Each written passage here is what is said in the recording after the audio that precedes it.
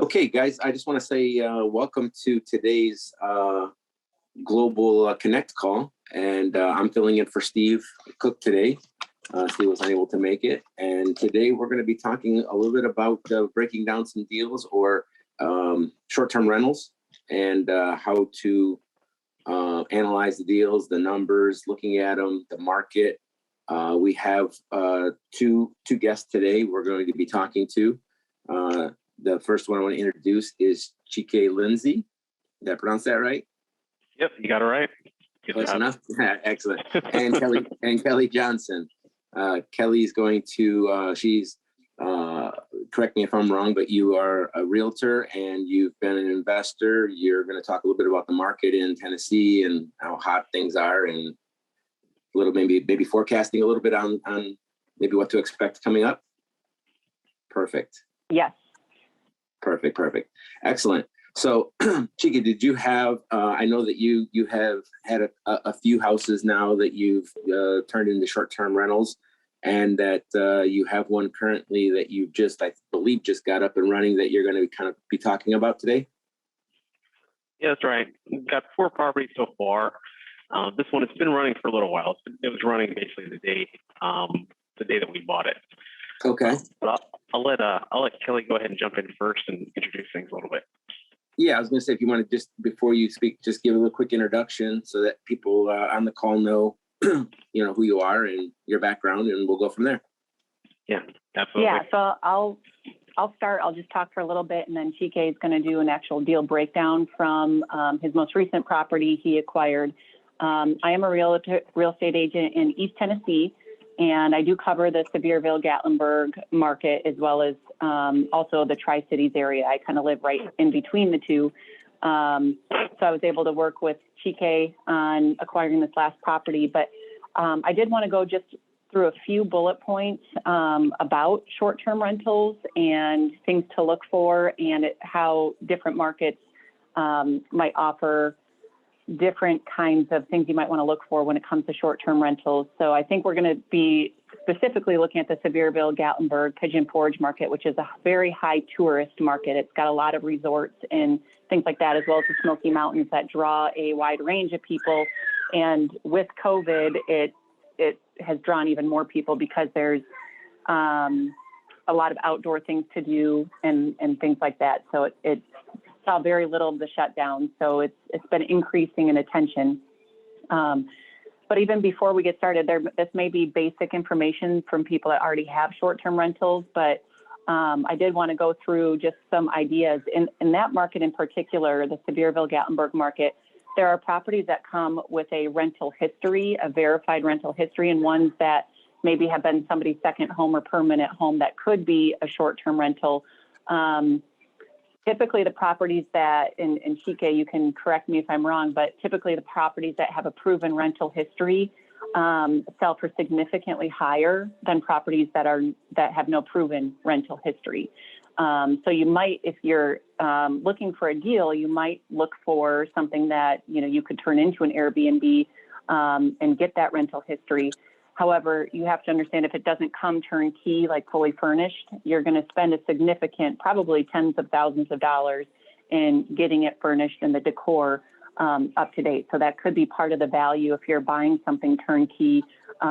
Most of the time it comes with all the furnishings and the decor and everything you need to get it started, and you don't have all of the energy and the output that you'd need to get it set up as an Airbnb.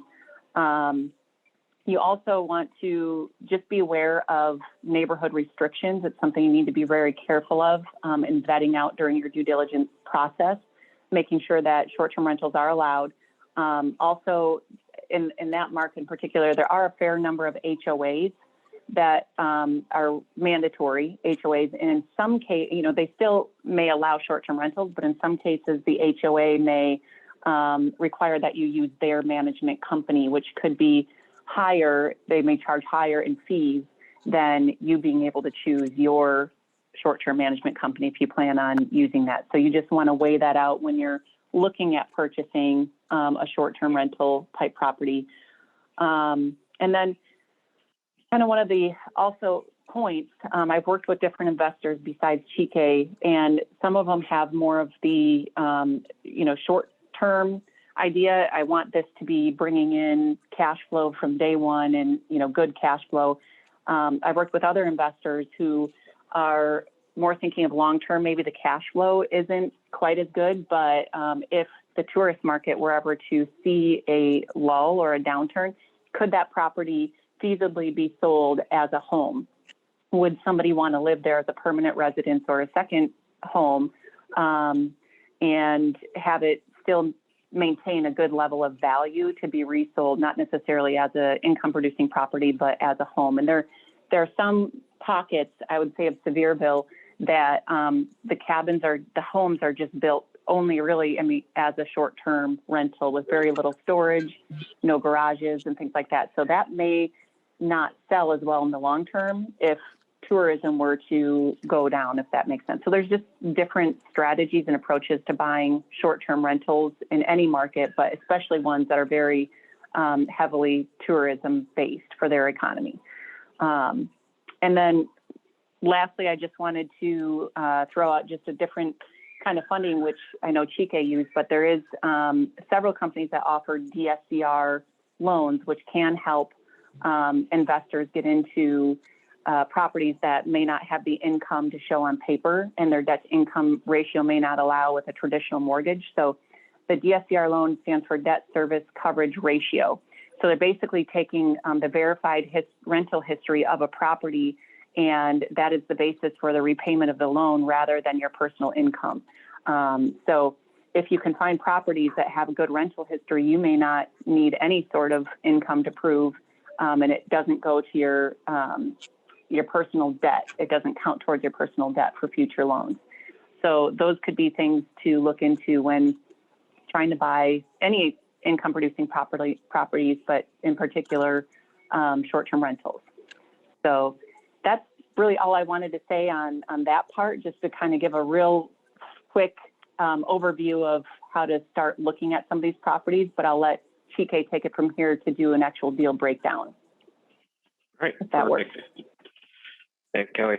And the one correction I would say is, Kelly said she was a real estate agent. I would say she's the real estate agent.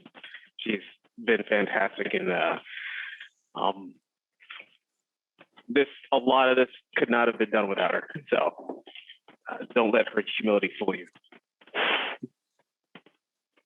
A good agent makes all the difference. Thank you. Well, one thing I will say, I was a real estate investor before I became a real estate agent. So I understand, although I don't have any short-term rentals, I do understand the investor mindset and thinking outside of the box, which we had to do on this last one, think a little bit outside of the box to make it happen. So it's good I just love working with other investors that are willing to get a little creative and make it happen. Exactly. Yeah. And a couple things I'll say kind of in general too about this area and about short-term rentals in general is, one of the reasons why I'm so bullish on short-term rentals, especially in the Pigeon Forge Gatlinburg area, is the Smoky Mountains are the #1 most visited national park in the U.S. This is over, the redwoods in California and everything like that, right? This is the #1 visited spot, and it was a strong short-term rental market before Airbnb, VRBO, and all these things were even a thing. So we have very little downside risk in the area of changing, legislation that can negatively impact short-term rentals. And I think that's also very important when picking a market as well. And another thing about it being such a mature short-term rental market is that most of these things that have already been rentals will come fully furnished. And everything that I've bought from in this area has come fully furnished. And from a headache perspective, that's great because you don't have to worry so much about all the logistical, as much logistical stuff to get it up and running and cash flowing. But also from a tax perspective, it works very well because furniture your property, I mean, obviously you can get some tax deductions for it, but when the furnishings are included in the price of the property, that is everything that is not the dirt. So all that counts towards your depreciation. And these properties, I've got them all on accelerated depreciation schedules, so it's going to substantially impact the bottom line as well in that aspect. So I'll go ahead and share my screen really quickly and pull up the property that we just purchased, as I kind of run through the details of the deal.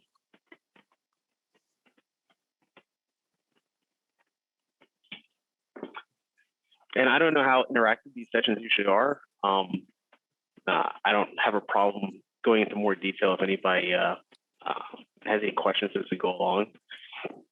But this property is it's a 2-bedroom pool cabin with a sauna. Pool cabins in Pigeon Forge tend to do substantially more than regular cabins. So it was a huge selling point. I knew as soon as Kelly brought it to me that it had good potential. This is located in Pigeon Forge proper, and I'm just going through. I don't know if you guys are too into bigger pockets, but I'm just kind of going through the deal deep dive questions. So number 3, how I found the property. I found the property that Kelly brought it to me, and this is the beautiful thing about working with a real estate agent who understands the investor mindset and isn't just kind of checking off boxes. I let her know that my upper limit was $1.2 million. Now she brought me this property. Most real estate agents would have just done an auto search that runs every morning and set the upper limit to 1.2 and just had that automatically get sent to me and just kind of sit back and wait till I say something. She was combing through stuff every day. And this property came in at 1.3. She noticed it had been on the market a little bit longer than stuff has been on the market in this area. And we're able to negotiate down. So my original offer was about 1.1 million. And we settled on 1.2. If you don't mind too, I'd like to interject. Sorry, Chike, but what was great about Chike, I did comb through properties every day because he had a very specific equation that really helped me out. He needed the income, the verifiable rental history income annually divided by the purchase price to be 12%. So that was very easy for, using that criteria. You can't set up a email search that just runs, that's not a filter you can use. So I was combing through every property to find that equation and anything that worked out with that equation. And I'm actually curious, I never did ask you, Chike, is that a requirement for the DSCR loan? Was that just your requirement as a good investment? Yeah, that was just my requirement. For the DSCR loan, it really just had to be able to pay for itself. So it's just a 1-to-1 ratio, basically.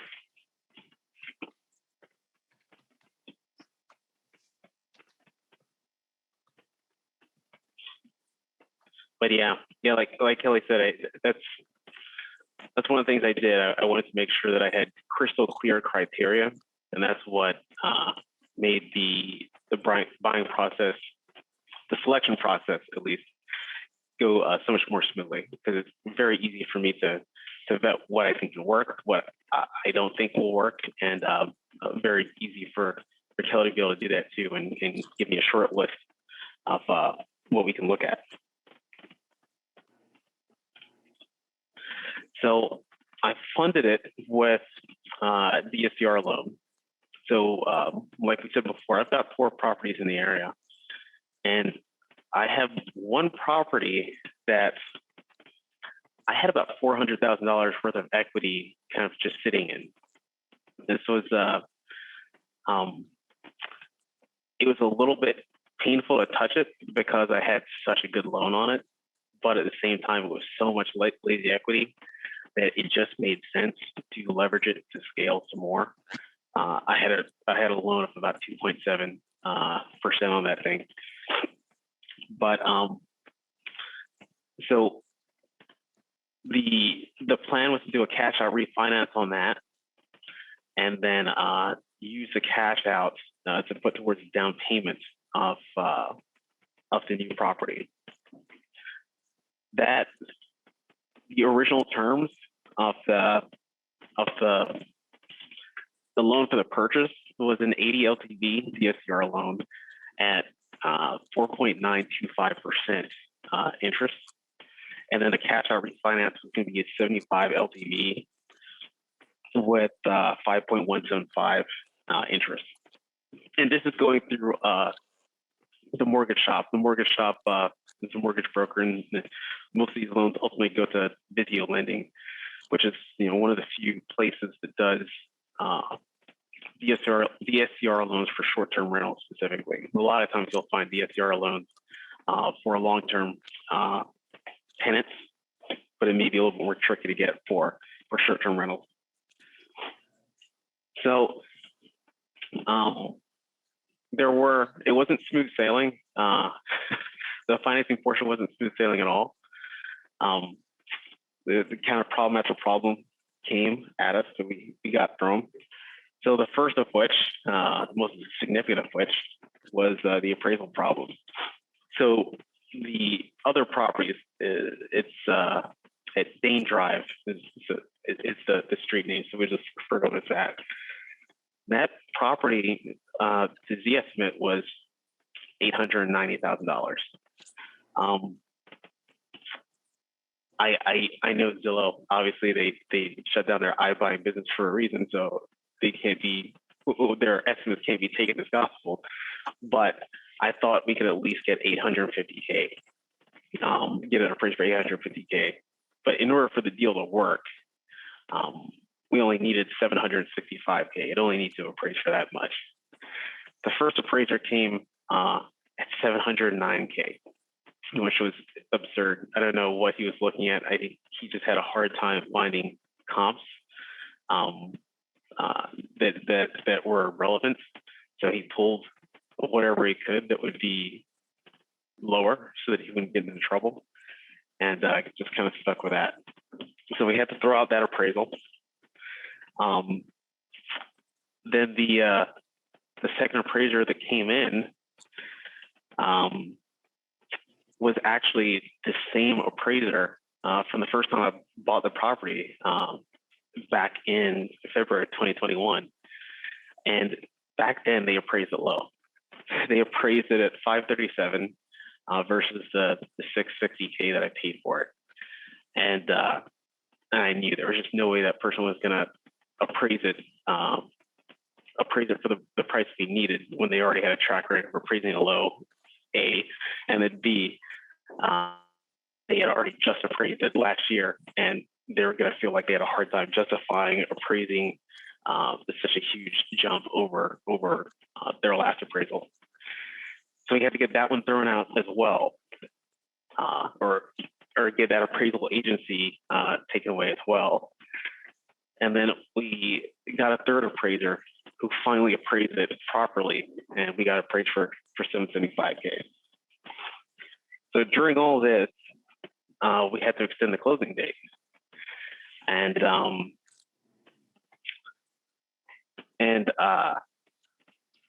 when it got extended, the Fed just raised interest rates at first 0.25%. And we know that affected mortgage rates significantly more than 25 points. So those loans went up to 6.975% for both. So the thing about this property was it's 100% turnkey. Not only that, but it was also managed by the same property management company that I use currently. So I expected it to be a completely passive experience once it got transferred into my name. That was not the case for several reasons. Number one, because the cash flow is reduced as a result of the increased cost of debt service. And then number two, because the revenue was actually a little bit lower than what we expected. So one of the things that I almost always write into the offers is that they're contingent upon verified rental history. So the seller has to provide me with whatever statements I need during the due diligence period to satisfy that contingency. This time, since it was managed by the same property management company I already used, I felt confident that I could just talk to the property management company, and they told me that it made 170K in the last 365 days. And later on, found out after I'd already acquired the property that they made a huge mistake. Not sure how, but it really only made about 140K in that same time period. Ouch. Oh, no, you didn't tell me that, Chike. I didn't tell you that. Yeah. No, that that was not fun. But I saw a lot of places where there was room for improvement. So even though I was planning to sit back and do nothing, I just went ahead and got proactive and started doing what I needed to do to bump the revenue. So the occupancy was originally only 8 people. I bought two futons, 2 additional queen size futons to bump occupancy from 8 to 12. And occupancy is a huge factor in how much you can charge for a place, because a lot of times what's going to happen is you're going to get multiple families or multiple couples renting these places, especially these ones that are more expensive, and shouldering the burden that way. So the more couples you can get, the more families you can get that can share one space, the more revenue you can ultimately achieve from the property. Fire and water are 2 things that tend to attract a lot more people than anything else for some reason. So I bought a fire pit and outdoor sectional set, and made sure I got involved in taking new pictures. So that would be the hero image. So we could get fire and the mountain views and the hero shot. And then immediately after, I made sure I kind of micromanaged them into what the next few pictures were going to look like. And we've got the pool shot as number 2, and then the sauna as the 3rd picture before we start kind of going through the house in a normal progression. And those distinguishing features, in addition to the increased occupancy, should see a substantial bump in revenue. Also, the headline was a little bit silly before. I can't remember what it was, but it wasn't highlighting the best features about the property. So I made sure that I changed the headline to talk about the sauna, talk about the pool, and the fact that it's a saltwater pool, not a chlorine one, and talk about those mountain views, which are all those key selling points for these kinds of properties.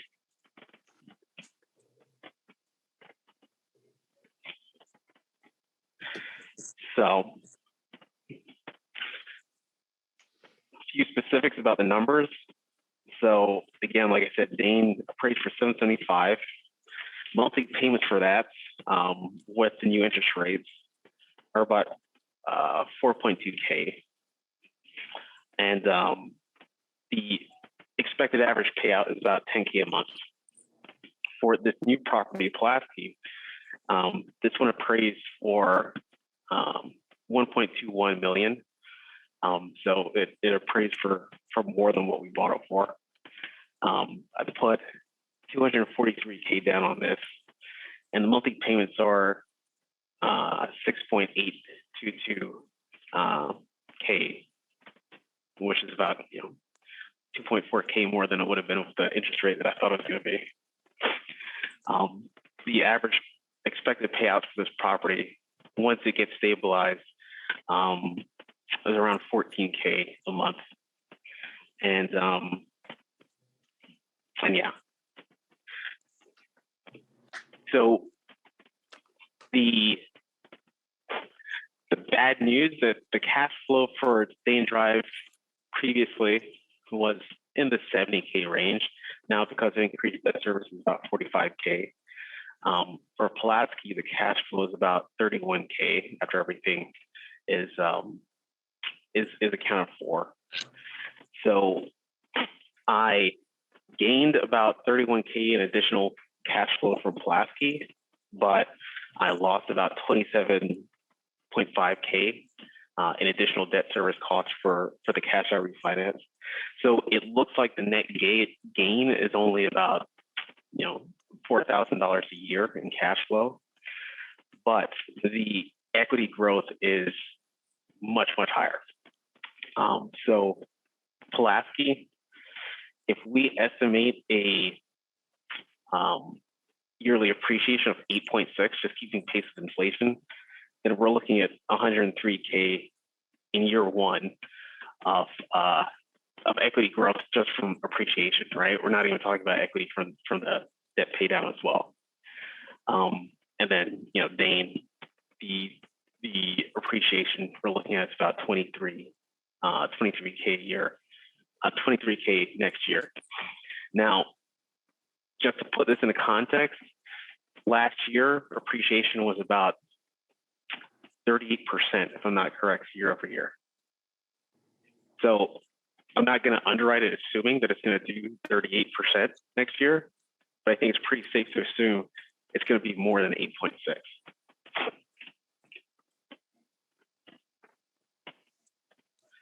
So that was the majority of the deal. Lessons learned from that is if you're going to do a cash out refinance to finance a deal, start as long as you've got a good real estate agent that can give you consistent leads on deals. Then start that cash out refinance process as soon as you start looking, instead of waiting for it to happen at the same time, just in case anything goes slow. And then number two, an interesting little thing that I tried that I think worked pretty well is I sent a bottle of wine with a note to the seller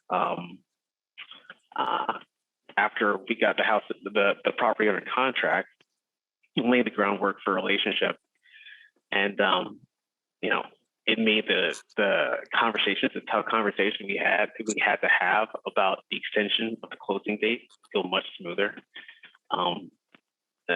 He invited me to come down to his place in Florida to talk a little bit more about real estate. He's given me access to other off-market deals, and yeah, I think it's when you're buying an investment property, a lot of times you're going to be buying it from another investor, and the world is small. So there's no reason not to turn that sale into another useful contact as well.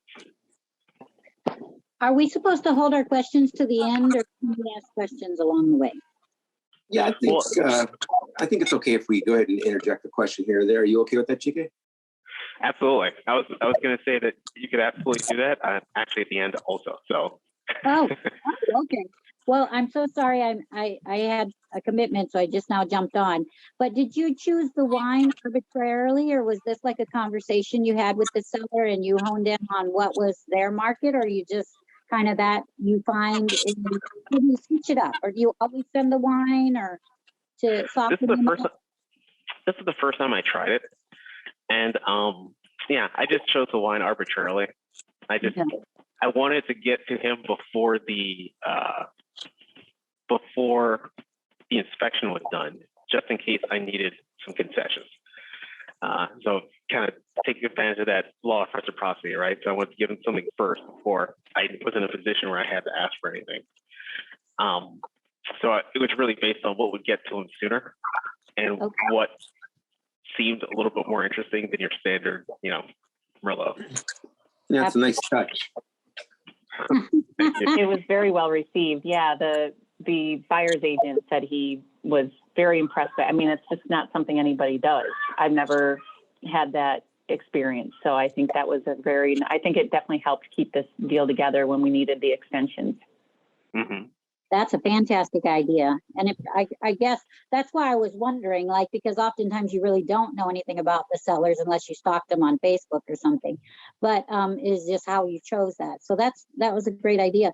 And I apologize. Did you go over the numbers? This one here you bought through the realtor, but I'm assuming you paid cash, traditional financing, and what your monthly payments were on that? Yeah. So this was using a DSCR loan, debt service coverage ratio loan, through the mortgage shop, who is a broker that ended up using Visio lending. And for this property, the monthly payments, I put about $243K down. Monthly payments are about $6.8K. Okay, got you. All right. I appreciate Yeah, it. oh, I'm sorry, Susan, go ahead. I'm sorry. I was going to ask a question, but I didn't. I thought you were finished. Go ahead. I'm finished. I'm muting myself. Thank you. No problem, Susan. Absolutely. So, Chike, I have a question for you. You said that you're anticipating averaging about 14,000 a month, which is about 168. What did you say your expenses were on that? So the total expenses. Yes. While TK is looking that up, sorry, I was going to just interject about property management companies in markets like this. I think TK probably uses the most cost-effective one, Evolve, and I think they are a nationwide company. You can call them and see if they serve your market, but they seem to have the most effective rates. A lot of short-term management companies will take 25 to 30% right off the top. The majority do. Evolve seems to really have streamlined a lot of things, and maybe Chike, you can give your feedback on if you've been pleased. Obviously, I think you use them with all your properties, but I think they only take 10%. Am I right on that? Yep, that's right. So they take 10% plus 3% processing fees. So it really comes up to about 13%. Still substantially less than the average. So and they are full service, right? They'll coordinate the cleaning people, the bookings, the communication with guests. Do they do all of that? They're not full service. They do most of it, but they do not do any communication with the guests once they're in residence. And they don't do any coordination with handyman or maintenance or anything like that. So what I do is I employ virtual assistants. I actually just onboarded the second one today. And I have them in charge of all that guest communication in residence and coordination with cleaners and handymen, just to make sure everything is taken care of in a full service kind of way. And that comes out to be significantly more cost effective than paying 25% of the gross to a property management company. Yeah. So the total cash flow from Pulaski is about 31K. So the expenses when you're factoring a debt service in addition to everything else is around the 130K range. So your net profit on that is what, 38,000? Yeah, about 31. Okay. Perfect. Does anybody else have any other questions? Actually, how did you come across the realtor that you got this lead from? How do you choose the realtors? What was it, just a listing, or was this someone that you cultivated prior to? And since then, what have you learned, and what would you do differently? So I met Kelly at a real estate meetup in East Knoxville. I drove over there, and really I was driving over there mainly to network with other short-term rental owners and find more cleaning contacts and stuff like that. But I found Kelly, and she was fantastic. So I think that was key. Right? Every time I've had a problem in the Pigeon Forge area, going there in person and meeting people in person and networking with people on the ground has been the way I solved it. When I was having a terrible time finding good cleaners and handymen, I at that time, my very first property was part of an HOA. I went to the yearly HOA meeting. Every single other owner in the HOA was an investor. So I went there just to talk to all the other owners and found cleaners and handymen. And now that my properties aren't in HOAs, I just went to the East Knoxville real estate meetup and went hunting for some more investors to network with there. So how far away is this property from where you are? I'm sorry, I missed it if you said it. And how far away are you investing? Are you investing all over the United States now? So I live in Atlanta, Georgia. So this is about a four-hour drive away from where I am. Okay. And all of my properties, except for one, which is the house my wife and I used to live in, are in the Pigeon Forge Gatlinburg area, which is actually very funny because another one of the hurdles that happened with the closing of this is right after we finally got everything done, everything got paid for, and I just sent the funds to close. I got word that there was a wildfire that was very close to the property, and all these properties are 5 minutes away from each other. So if one went down, then probably all three would have burned down. Oh, wow. We were biting our fingernails on that Exactly. one. The lender was, they delayed funding on that one over the weekend just to make sure it didn't burn down, but we were safe. Yeah, that was crazy, but we made it through. So Exactly. we have a couple questions in the chat here. Carmen asked, how do you come up with the formula for yourself? The verifiable rental income divided by the purchase price needs to be 12%. I know you touched on it a little bit, but do you want to go into a little bit more detail there, or was it just a random pick? Well, it really came down to the goals that I set for myself. So I said I wanted to be making, 150K nets from my rental properties. And I felt like the way I'm going to do it is the fastest way to do it is through short-term rentals. And Okay. This is the criteria that I chose that I thought would get me there. Okay. And yeah, one of the things I noticed is in almost everything, I feel like where the line you draw is much less important than the fact that there's a line. Yeah. So what your standards are, what you say you're going to do, it's much less important than, where you decide to make that distinction and then just kind of holding it, right? Yeah. I think one of my mottos is the gray space is where all the problems lie.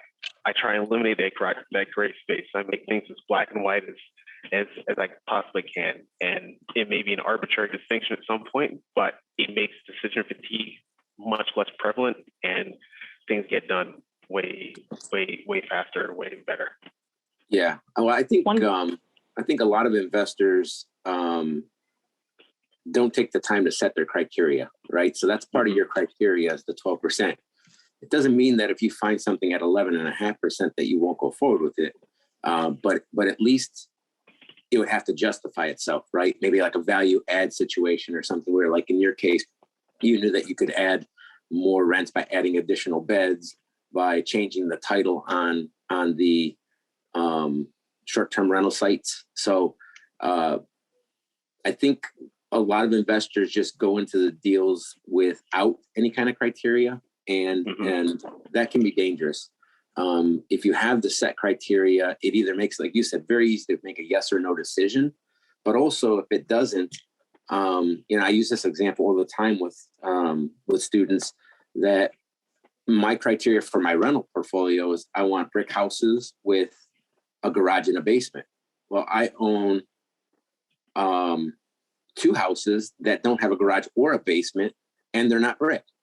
And people are like, wow, you don't even follow your own criteria. Well, I do. However, these prices on these houses were so ridiculously cheap, and the cash on cash return was so high, it would have been crazy not to purchase them, right? So it doesn't mean I won't follow my criteria, but if all things are equal, my criteria helps me make the determination whether I go forward or not, kind of like you mentioned.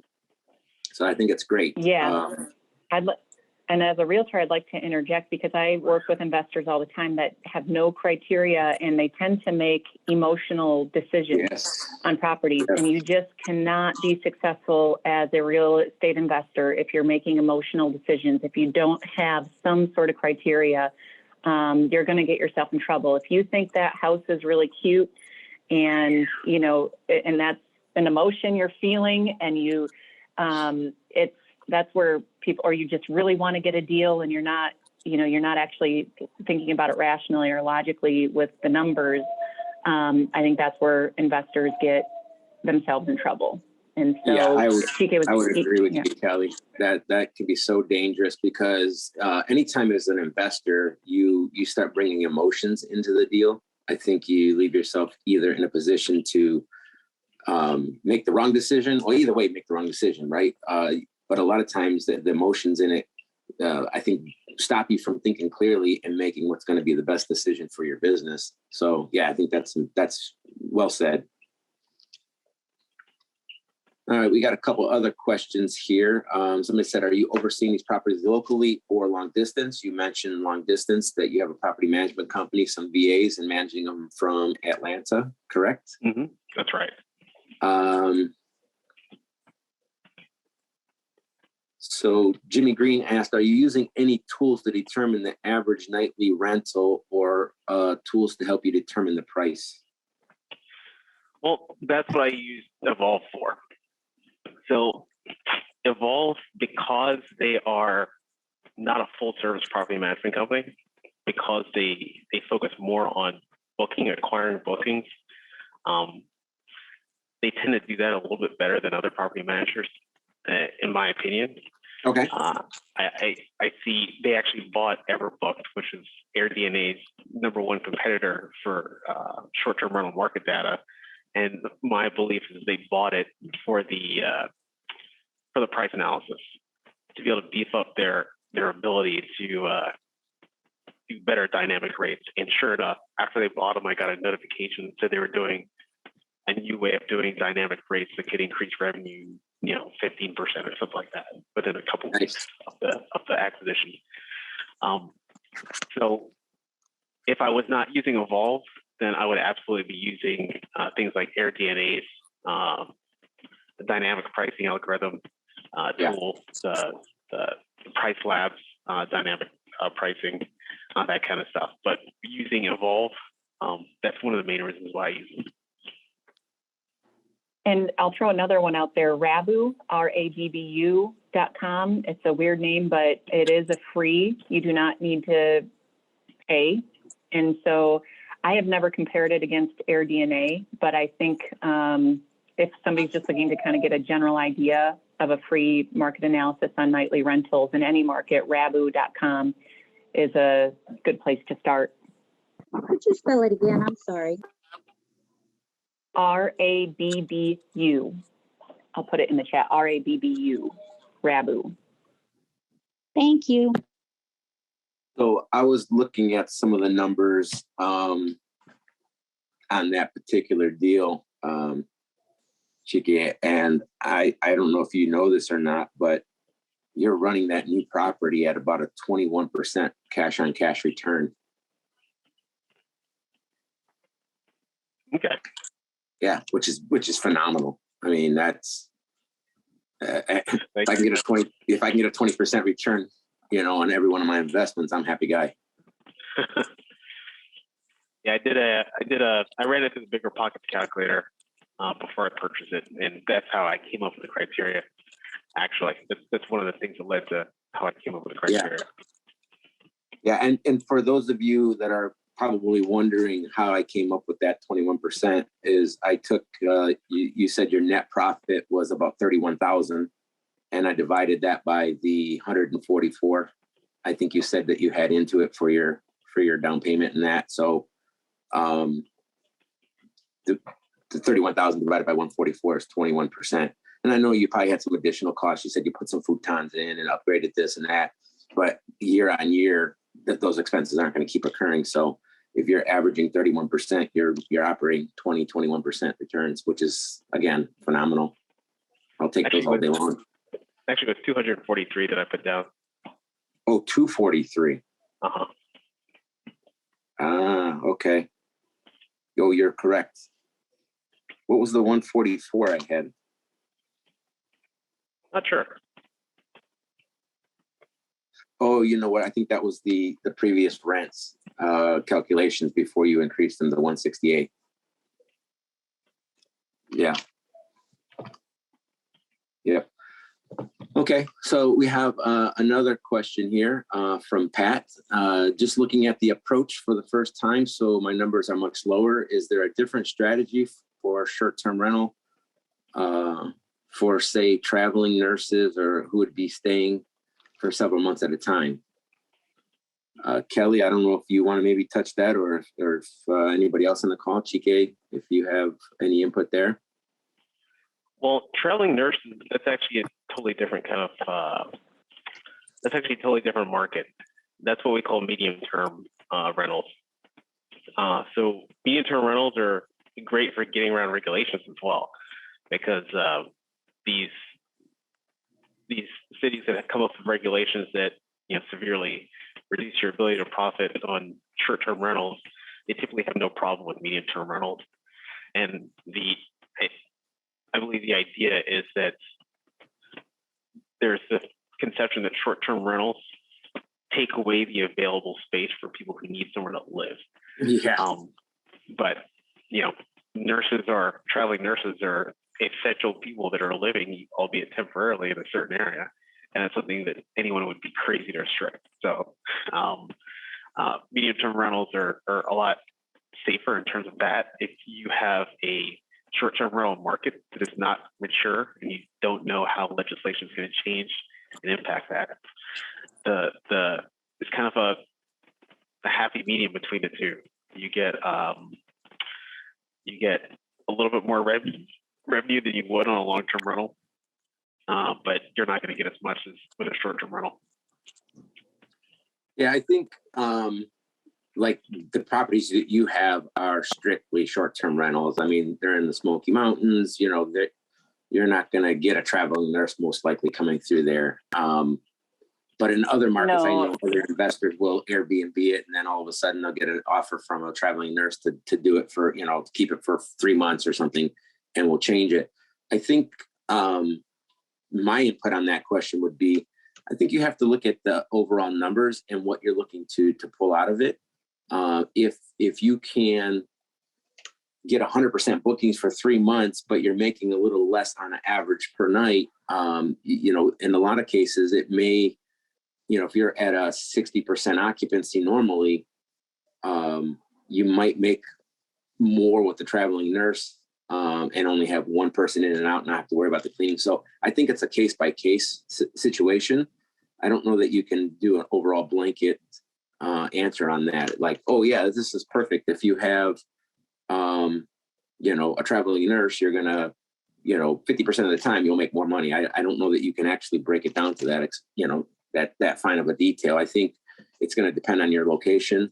I know there's a lot of investors that try to just cater to the short-term rental market, and then others who have the traveling nurses. So I think it's a mixture of both for some. But when you have a property like this here, I think it's strictly a short-term rental play. Mm-hmm.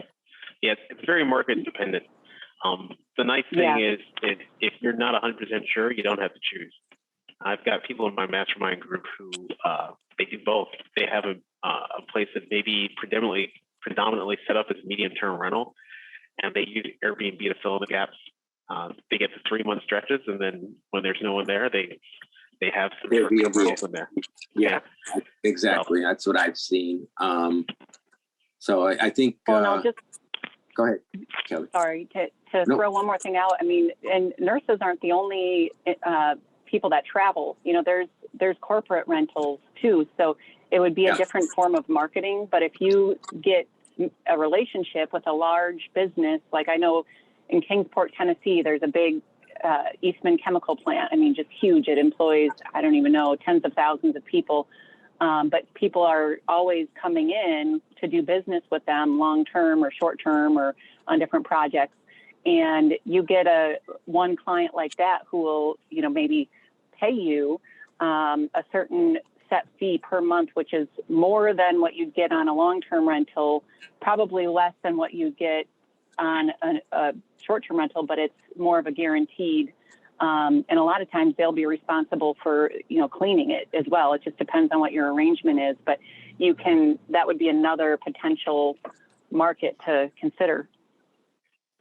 That's a good tip. I'm thinking of just using my house for this sort of moderate term rental in the wintertime. And then we would go south, and then, you know, we'd live here in the summertime. So that's what I kind of was playing around with. And I don't know if that's a realistic goal or not. No, I think that's realistic. Yeah.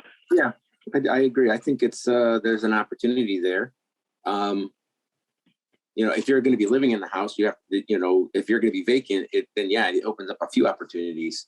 I would look at both to see which has the, you know, the potential to make you the most money while you're not there without inconveniencing you when you want to come home.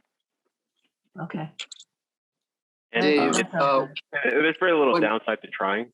And another thing too is I haven't done medium-term rentals myself, but it seems to me that the copy for the listing, the images, all of it can just be reused, right? And it's already on Airbnb. You might as well stick it on Furnish Finder as well, and to see what bites.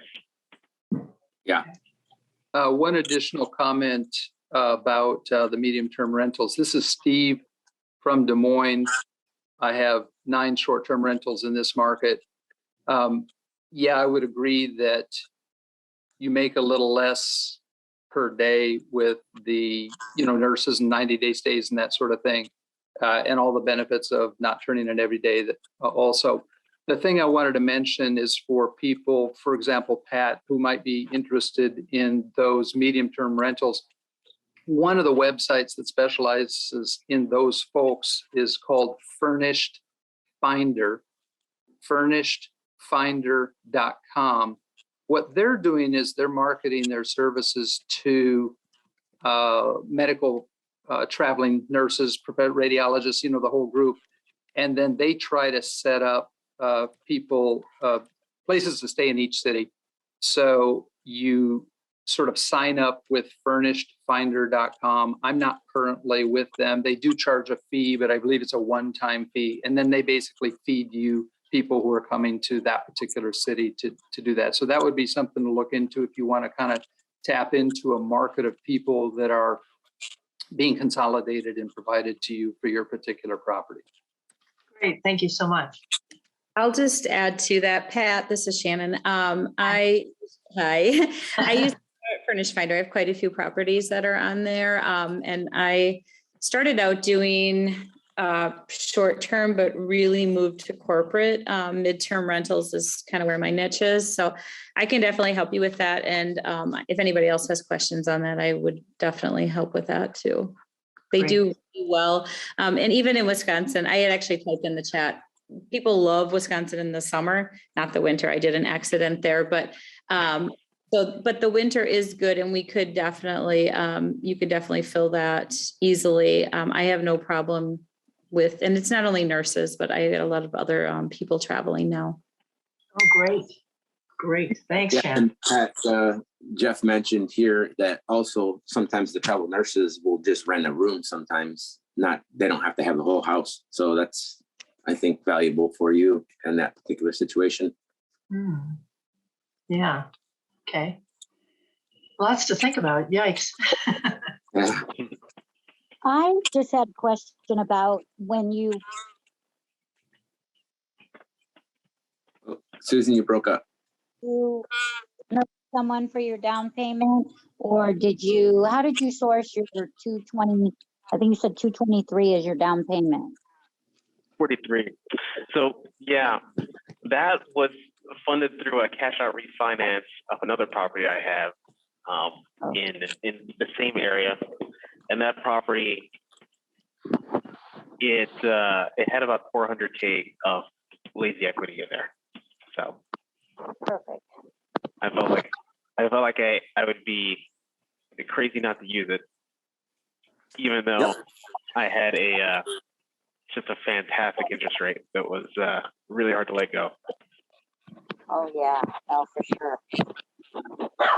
I think a lot of people just thrown out there that they forget about home equity lines of credit too. So if you own your home and you have some equity in it, I mean, that could be a great place for getting a down payment or even buying another property outright.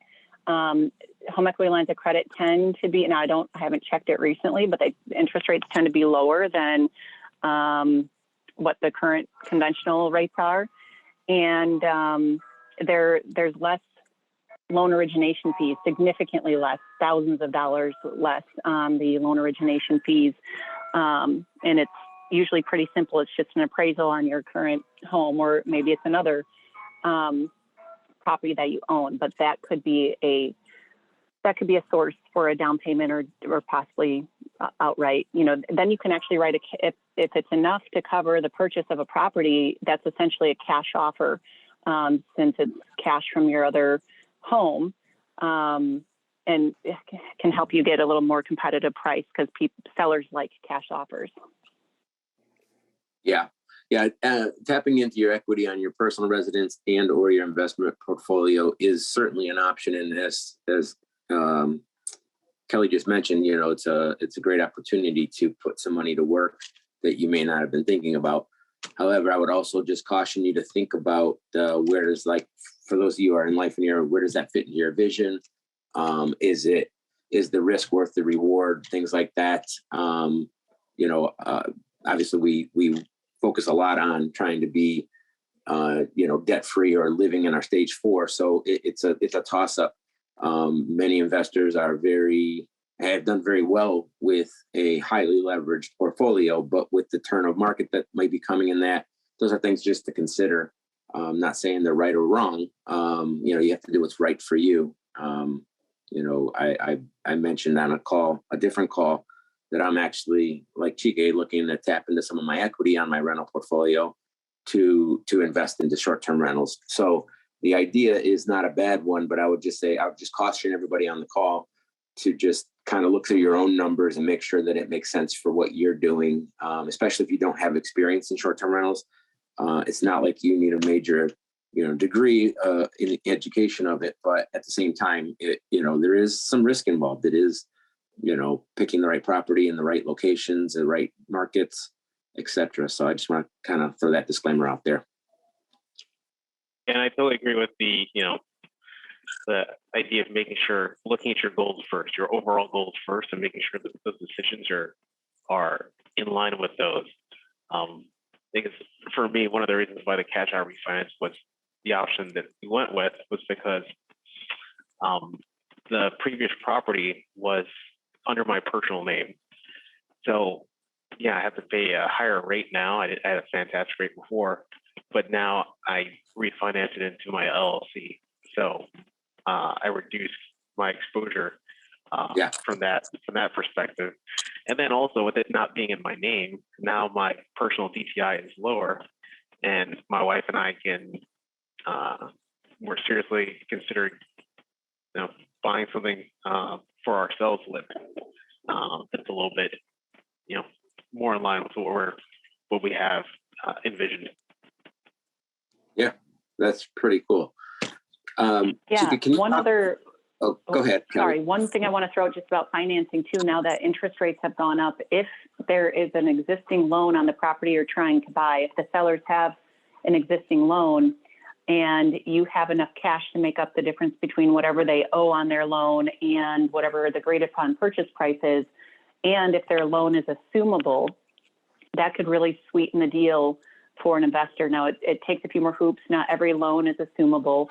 You will have to qualify for that loan, but if you can assume their interest rate that they locked in on whenever they got their loan, which is very likely less than the current going interest rate, that's something to ask your real estate agent, or if you're working off-market properties, ask the seller directly if their loan might be assumable, and that could really help you get in at a lower interest rate as long as you have the cash to make up the difference. Yeah, that's great. We used to do those kind of deals all the time in the early 90s, assumable loans. I've purchased many houses, probably 5 or 6 on assumable loans in the 90s. So it's something that kind of has gone away, but that's a great point, Kelly, because I mean, like you were saying, chances are you're going to get a 3% or somewhere in that ballpark interest rate if you're able to assume it versus today's 5.5%. So, Chike, I was going to ask you if you could go into a little maybe detail of you had mentioned that you use Evolve and then also you have a couple of VAs. Could you just talk a minute about like what kind of services the Evolve covers for you, and then what you're outsourcing to your VAs? Yeah, and maybe you absolutely. talk a little bit about your actual time commitment or involvement on a daily or weekly basis because of the team that you have behind you. Yeah. So I have, so Evolve does mostly the marketing of the property, right? So what they're responsible for is listing the property on all the different OTAs, Airbnb, VRBO, HomeAway, all that kind of stuff, making sure the calendar stays synced, and then doing all the pre-stay communication with guests. So people who don't book yet and they just have inquiries, making sure they respond to them, quickly and getting them to book as often as possible. And then when people have questions before they actually arrive at the property, they still handle as much of that communication as possible. They have some automated emails that go out to cleaning staff and lets them know, when guests are checking in, and reminds them when guests are checking out and that kind of stuff. Yep. And then they do some post-stay communication as well, which I believe is just mostly automated messages encouraging the guests to leave reviews. So what I do with my VAs is I make up that difference, and I can show you what I've done actually. So I don't know if you guys have ever heard of Work the System. It's a book by Sam Carpenter. So the idea is, and this is the software from him, but the idea is that everything we do in life is a collection of systems, whether you're aware of it or not, right? Like when you go in the shower, if you probably don't think about it, but you probably wash the same armpit first before you go in every day, right? There's a routine and a set of systems you go through. A lot of it's automatic when you're good at it. But the key to kind of streamlining things is identifying what systems are currently in place through automatic habits and documenting them diligently, and then going through a process of constantly streamlining them and updating them. So this is the system that I have for all my virtual assistants. This outlines exactly how they need to be coordinating with maintenance, coordinating with cleaning, and communicating with guests. And I've got everything broken down into subcategories with cleaning and maintenance, guest communication, and then also the process improvement so that they can continue to make the processes better, create suggestions for new processes, and really kind of streamline everything. So because of this kind of regimented, systematized approach, I am spending very little time on the day-to-day operations. it seems to need my involvement, like a new HVAC system that I just put in,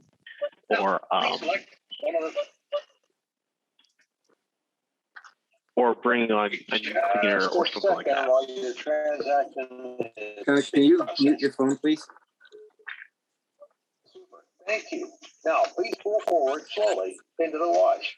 I think it's Kale. Can you mute him? Not with the shared screen here. Let me just see. Go ahead. I'm still looking. Go ahead if you weren't finished, Chike. He's muted now. Gail's muted.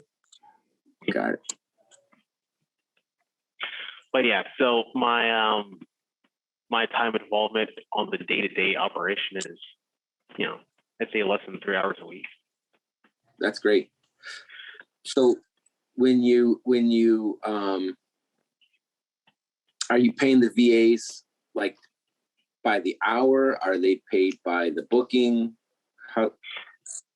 No, since they're not involved in creating any bookings, they are paid strictly by hour, and well, not strictly by hour, mainly by hour, and then I also give bonuses to incentivize action, right? So I give bonuses for the number of 5-star reviews that are generated monthly. We track that, and also bonuses for the number of suggestions for improvements to the process, so that this becomes a perpetual motion machine, and the processes keep on getting more and more refined. And that's interesting. So if they make suggestions like, hey, I'm doing it all the time this way, but I think it'd be easier or streamlined if we did it this way. If you like that idea and it saves you time or money or gives better service, you bonus them. Exactly. And that's great. They give the suggestion, but then they also have specific instruction on how to document that process, that new process that they're proposing, and then I can approve it. So I don't even have to be the one that goes in and creates new processes in the system. I love it. Yeah, that's really, that's really forward thinking, because obviously, if they're doing the day-to-day job, they're going to find areas for improvement or redundance that they can eliminate. So I think that's, from a business owner standpoint, I think it's great that you're open-minded enough to let them suggest that, but also kind of incentivize them to be looking for those opportunities, because the more that gets streamlined, the better the level of service becomes. But also down the road, if they're doing steps that take 15 or 20 minutes per booking, and you're doing, hundreds of bookings a year, you might actually save money by giving them a $25 or $50 bonus, which is huge for them, depending on where your VAs are coming from. Yeah, absolutely. And I think you may have frozen, or maybe I froze. Okay. Oh. And another thing I do is I encourage them to double dip the bonuses. So I said, the sweetest thing for you guys is to come up with a new process that can result in more 5-star reviews. And then you get a bonus for coming up with a process, and then if it works, you get more bonuses for more 5-star reviews too. Yeah, I like it.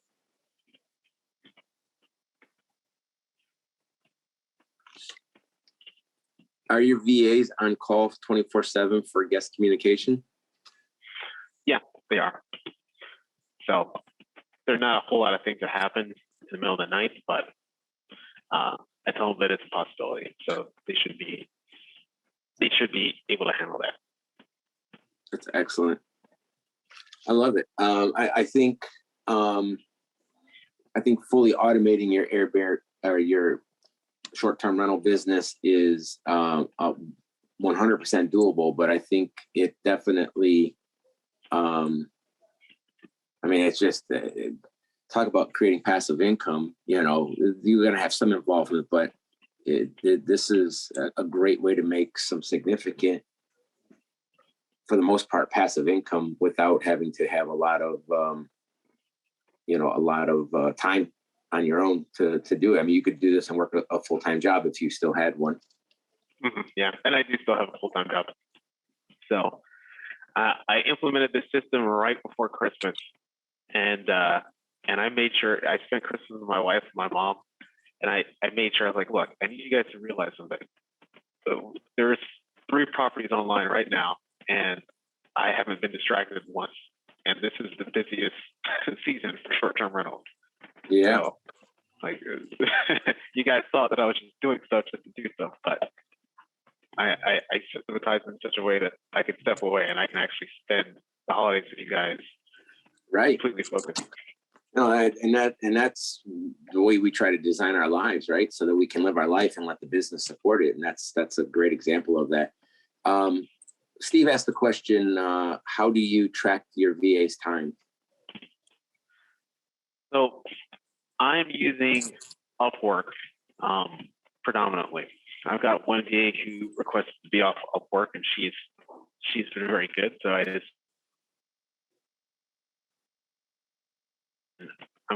going to be tracking her with a timesheet, just an Excel spreadsheet. Okay. Do you find a lot of her tasks are 15, 20-minute tasks, and then she's done until the next call or the next issue, or is she able to work 2 or 3 hours straight every day? Oh, no, it's never straight. It's always those short things, 15 minutes here, 20 minutes there, and it stacks up. Got it. Cool. Does anybody have any anytime other... it's a long block of time, that means there's a problem. Yeah. But also, if the problem can be resolved without coming to you, it's worth, having it set up in that structure so that you don't have to be tasked with every single time there's an issue. Exactly. Yeah, and from a lifestyle perspective, this is setting up in this way has been beneficial. But another thing that it's done is that it's allowed me to get out of the trenches, be able to take a step back and have a detached view of everything that's going on, be able to make higher level decisions rather than just be so stuck in the minutia that I can't see the bigger picture. Well, yeah, and we talk about this all the time in life in here. You're working on your business, not in your business. So you're able to make the executive level decisions on a regular basis versus having to be in the trenches digging out all the crap that that comes through the the business on a daily or weekly basis. So that's great. Exactly. There's a question here. What is the system software, or what's the cost for it? Is that maybe talking about this business documentation software? Yeah, so this business documentation software, it's just called BDS. If you go to Sam Carpenter's website, which I believe is just workplaysystem.com, then you'll be able to find it, and it's $50 a month. Yeah, I would imagine you could also probably get away with doing something in Slack or something like that as well, if you don't want to spend the money up front until you get up and going or grow a little bit more. You probably. Oh, I'm sorry. Were you gonna say something? Yeah, I was gonna say. I thought about it, and I looked at the software, and what they're actually pretty smart, and they let you do a lot with the software for free before you have to upgrade, and you do enough so that you don't really feel like doing it again on another platform. You just go and pay the money. But I thought about it, and okay, it's $50 a month for the software, but it's what, $20 a month for Netflix, right? Yeah, how much, and this is making you money or saving you time. Right? How much do you spend a month on coffee, right? There's a lot of things we spend money on that aren't actually saving us time in the long run. And this $50 a month, it's not per user, it's not per anything. It's whether you got one person working for you or 200 people, it's the same cost. And it's built in a very scalable way. And what I really like is it's got a kind of a robust approval process, right? Like the employees send in their suggestions for for the changes to procedures, and they have to be approved by management before they actually get published live. And you can assign managers as well. So it can even work in a very multi-tiered organization. Right on. Yeah, I think you kind of brought up a really good point about the Netflix or a cup of coffee. For most of us, if you said, "Hey, listen, for $200 a month, you can go down from 30 hours a week down to 10 or 15," we would take it, right? Doesn't matter how that adds up. So $50 is, I mean, something like this could easily probably get $149 a month for something like this. I mean, I see databases, in-depth databases go for that or more per month. So I think part of it also is thinking of this as your business and operating it as such. That's not to say that, you make 50 grand a year in your business, but you're spending $32,000 a year in software and stuff like that. That's not where I'm going with this, but there's certain software available, especially today, with apps and different websites and that are designed towards the entrepreneurs, that you could, spend $150 a month and just make life so much easier. So I think if you're going to operate this as a business and try to work on your business versus in it, it requires some level of databases and solutions like this. So I like it. Yeah, so this is the website, it's workthesystem.com, and then it's right there on the header bar, the business documentation software. Perfect.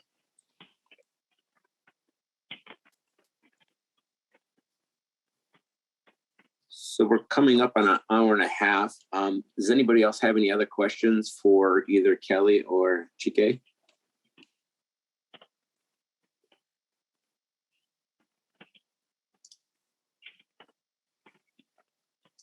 No?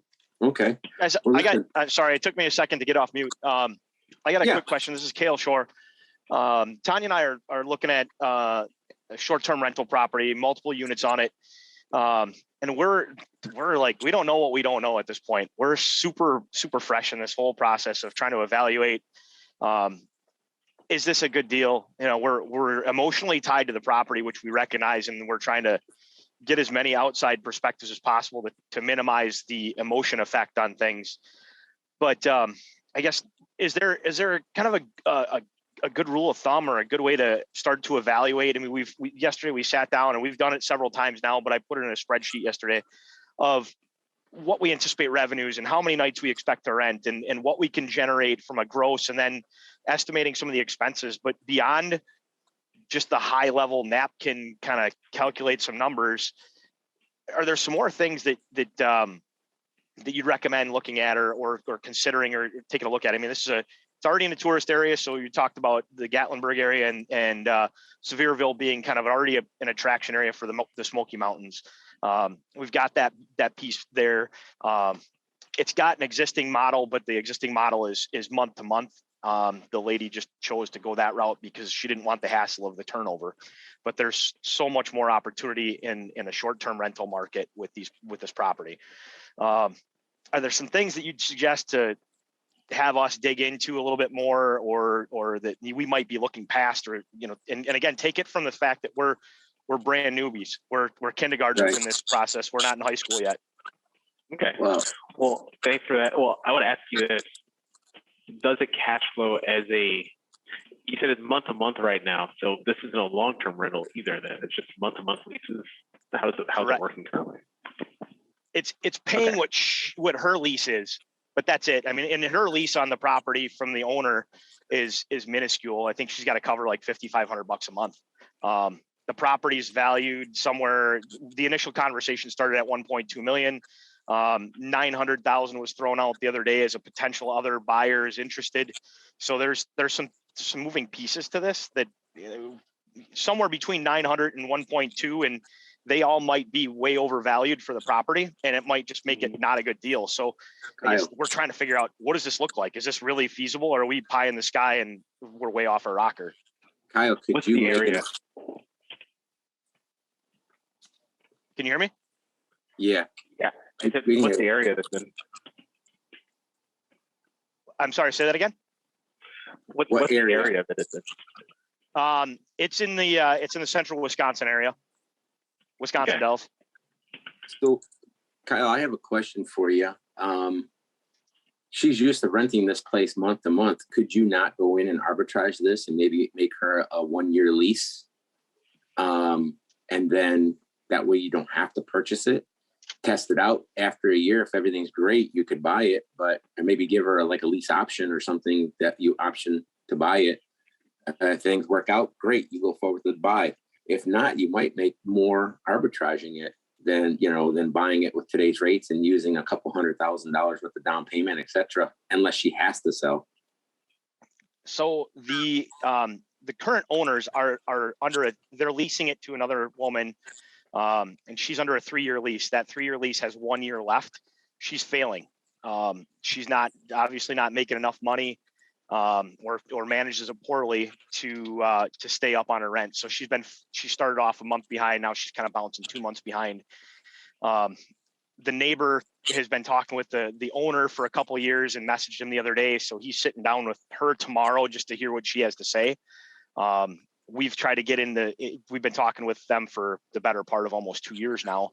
And it's one of those long, it's been long and drawn out. And now that he's got 2 parties interested and possibly 3 parties interested, he's not interested to move immediately, but it's got his attention now. So we're tied to her, stuck with her in this lease unless he decides to kick her out. He seems to be an accommodator, so he doesn't want to upset anybody. So he doesn't really want to kick her out. He wants her to kind of fail on her own and make that decision on her own, so he doesn't have to do it. If we were to take over, we would be stuck with her. She's not the image, and she's not taking care of the property, which is probably part of the reason why she's just having a hard time paying the bills. But she's not the direction we would want to go. So we would look. One of the things we've talked about is getting a copy of the lease and seeing where there's some wiggle room where we could leverage her and move her out, so we could get possession. What about just taking her and saying, "Hey, listen, I'll just take over the rest of your lease for the next year, and you can just be done with this. Quit the aggravation, and she might love that lifeline. She might be sticking around going, I don't want to, break the lease and be sued." Tanya, are you there?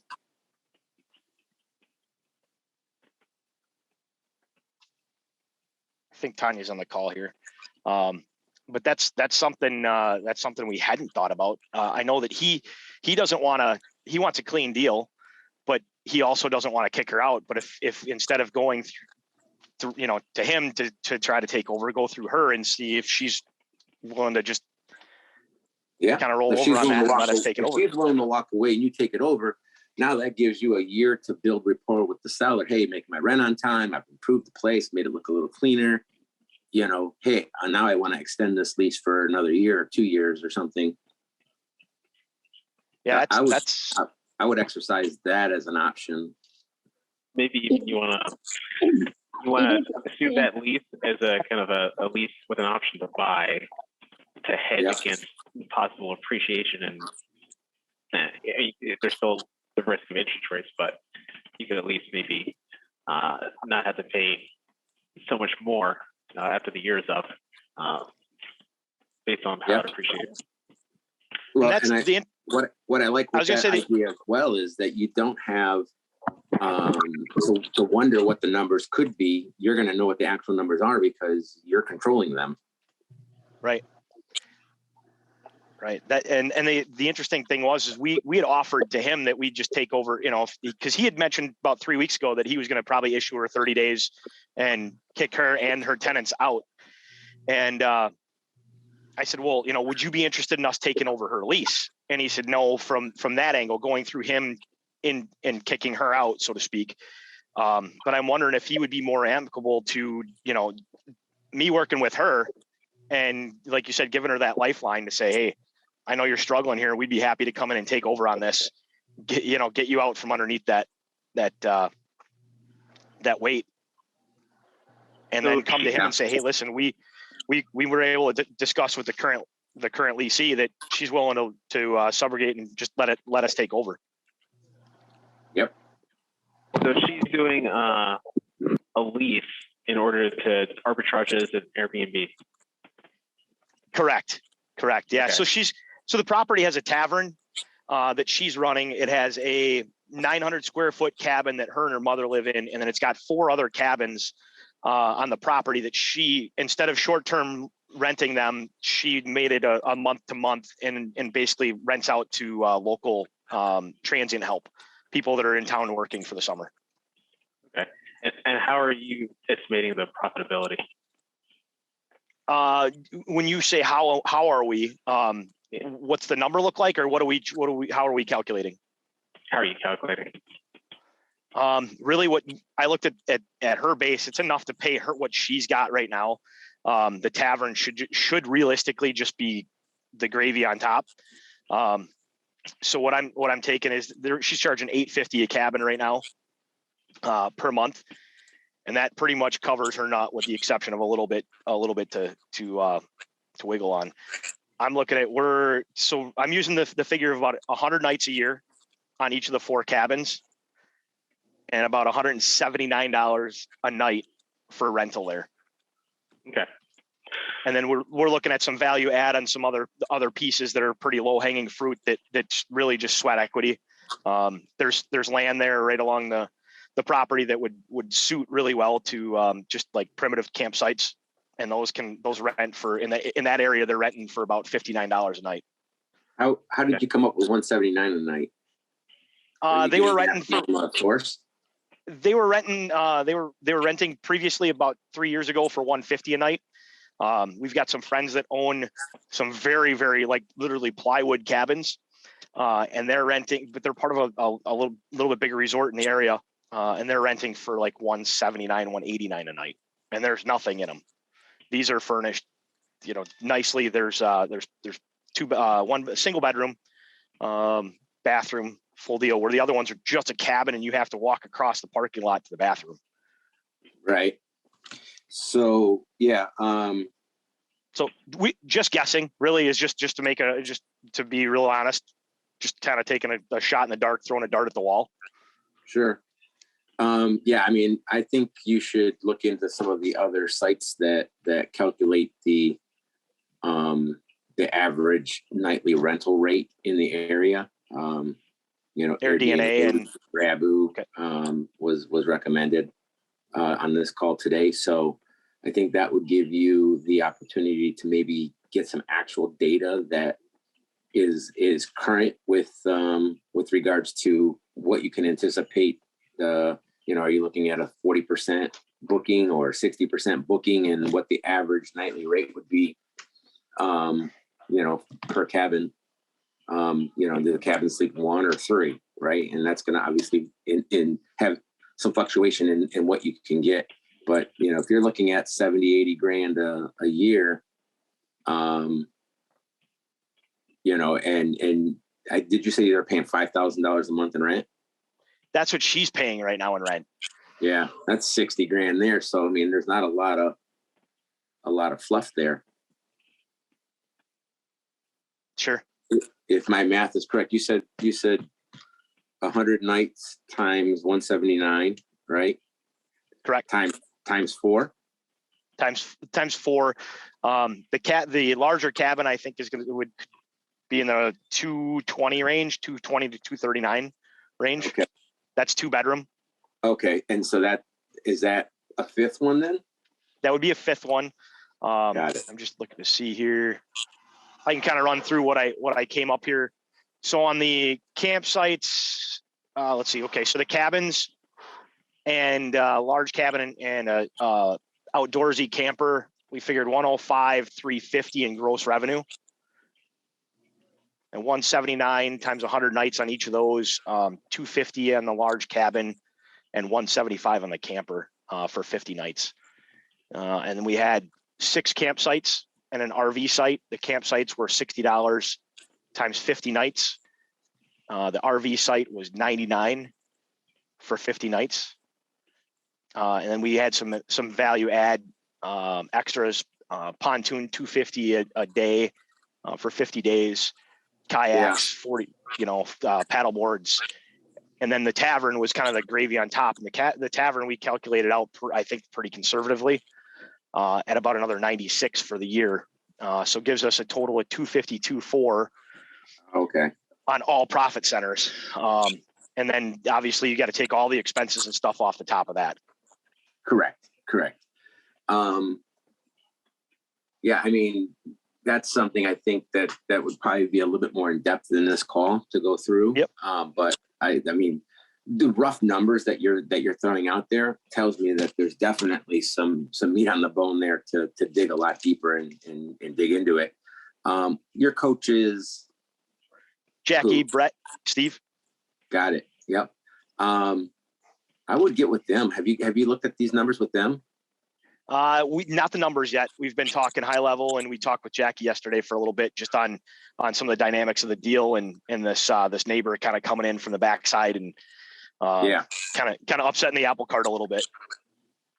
Yeah, I think. I mean, you could also, if you think he wants to sell, throw an offer out at him contingent upon, a due diligence period that you're comfortable with to do your due diligence.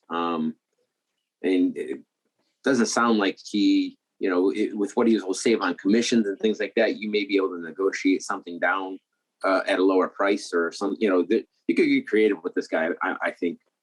And then, maybe tell him that you'll take the tenant and this lady with the deal, and you'll deal with getting them out. In which case, then you maybe keep her to run the tavern or something. So there's some opportunity there, but I think I would get on a call with your coaches and just kind of run through that. Or there's other people in Life and Ear, or maybe even Chike would be willing to jump on a call with you offline to kind of help you analyze this deal and see if it makes sense. But the rough numbers you're throwing out there, definitely sounds like there could be some meat on the bone there. Cool. And that's I guess really where we're starting right at the beginning and right at the bottom with our getting into this, and is our numbers realistic? Number two, the asking price on the property, does that make those numbers, even though the numbers might be realistic, does it make the deal not really an appealing deal for us or for investors for that matter? Right. Is really kind of where we're at, because we're really getting to the point where we want to throw an offer on the table. We've explained to them we're serious about the deal. Tanya and I are making some big life changes, and this is a big part of our vision. And now we're down to the point of, is this God shutting a door or opening a door for us, and paying really close attention to what those signals are, just to see, this might not be the one. And even though we feel like it is, there might be something better down the road. Well, there could be, but that doesn't mean that this is not a good deal either. Go ahead, Chike. Yeah.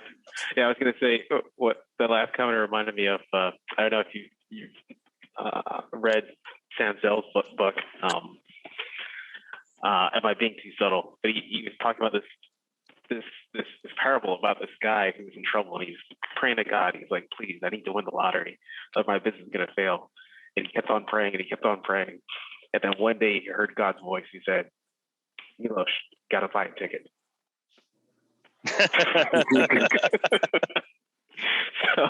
So my philosophy is just throw out an offer. Don't worry about getting to a point to throw an offer. Throw out an offer. If you're not comfortable, put more contingencies. And I would absolutely if you're not comfortable, make that due diligence period something that he's going to push back on. And then, during the negotiation, then you get more down to something realistic. But I think during that due diligence period, I would absolutely talk to whoever's leasing it right now and find out why she's failing. Yeah. Maybe there's something there that no one else is seeing.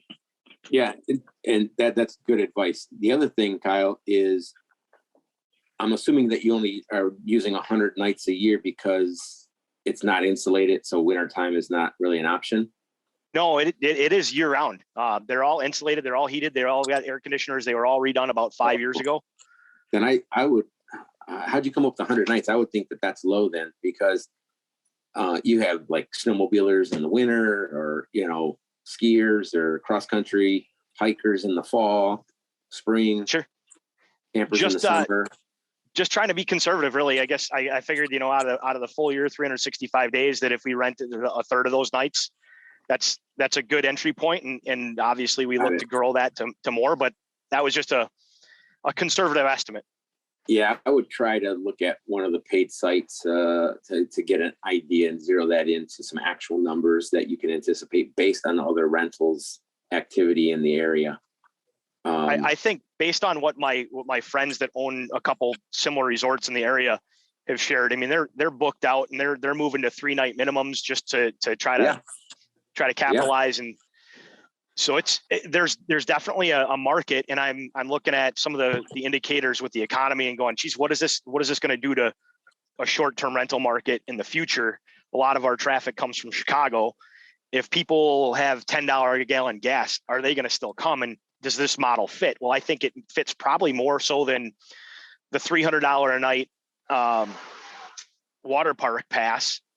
Yeah. For your family, because it's a lower price point. But then again, they might say, hey, we want more bang for our buck, and we're going to go to a resort versus. Well, and so Chike pointed out this earlier with the one he just bought, but the way that you represent it on the short-term rental sites with your captions and things like that is going to determine also how many nights you rent. You can increase that by having something catchy. And I think in his, he has mountain views with a pool and, fire pit or whatever that makes it attractive. Like, oh, those are the things that he knows people are looking for when they come there. So if you can capture, like in the summertime, whether there's canoeing nearby or hiking and things like that, bike trails that will draw people, you can, change it every season to accommodate those who are looking for that area for those reasons. Does that make sense? Yep, sure does. So I think you can increase your not drastically, but I love the idea of being conservative.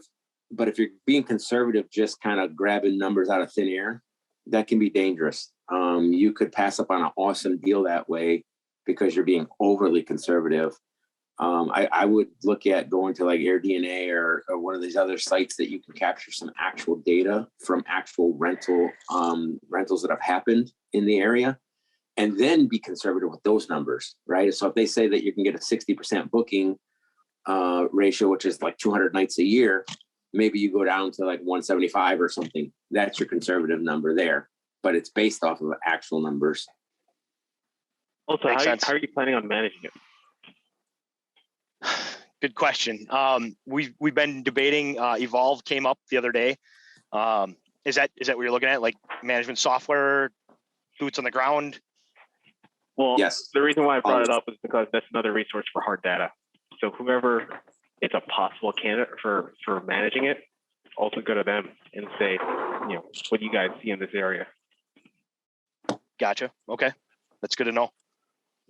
Yeah, it's not like you're in an area that you're going to be one of 7 properties that are short-term rentals. Oh, I know what, Melly. Come here, Abigail. I would think that you're, in the Dells that you're going to have okay. a number of properties. Put your nose in here. Can you smell it? Oh, yeah. So, for whatever that's worth. Yeah, that's a really good piece of feedback there.